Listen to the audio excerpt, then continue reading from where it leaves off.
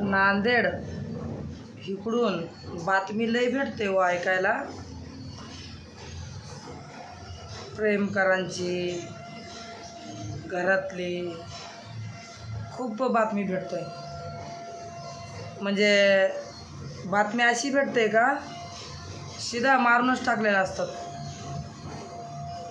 तुम्ही असं का करताय?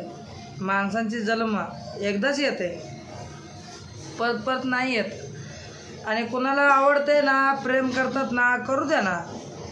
तुम्हाला आवडत नाही आहे त्यांनी वागलेला, तुम्हाला पुढचा ऑप्शन आहे ना, तुम्ही तुमच्या घराबाहेर काढू शकता.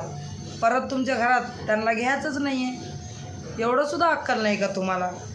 सीधा मारून टाकता. ते एकतर मी बातमी ऐकलं बघा, प्रियकराने पोरगीच्या नवऱ्याची घरी गेलं होतं आणि त्याच्या बापाने त्यांना मारून नदीमध्ये फेकून दिलं. नाही, हिरीमध्ये. ते वाईट वाटलं ऐकून. तुम्हाला नको आहे ना, त्या लोकांना सोडा ना. कशाला मारता तुम्ही? तुम्हाला डोकं चालत नाही का? आणि तसंच तुम्ही केलं चुकी, तर तुम्हाला मारून टाकल्यावर काय होईल? मग एवढं समजून घ्या. त्यांना आवडतंय ते केलंय, त्यांना सोडून द्या. जीव मारणं, फेकून देणं हे चांगलं नाही आहे. कारण जो कोणाच्या नशिबामध्ये होतोय ना, ते होत असतंय. ते कोणी थांबवू शकत नाही. म्हणून सगळ्यांना विनंती आहे, मारहाण करू नका आणि जीव मारू नका. त्यांचे जीव जाताना तडफड किती होत असेल. त्यांनी चुकले म्हणून तुम्हाला कोणी अधिकार दिले त्यांचे जीव मारून टाकायला? नाही ना.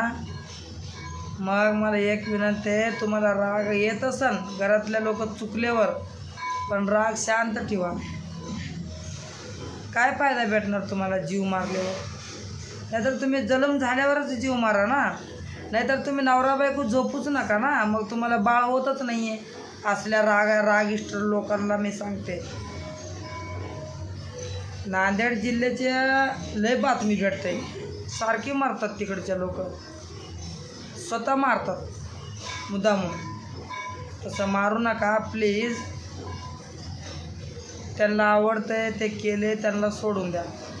घराबाहेर काढून द्या. विषय खतम करा.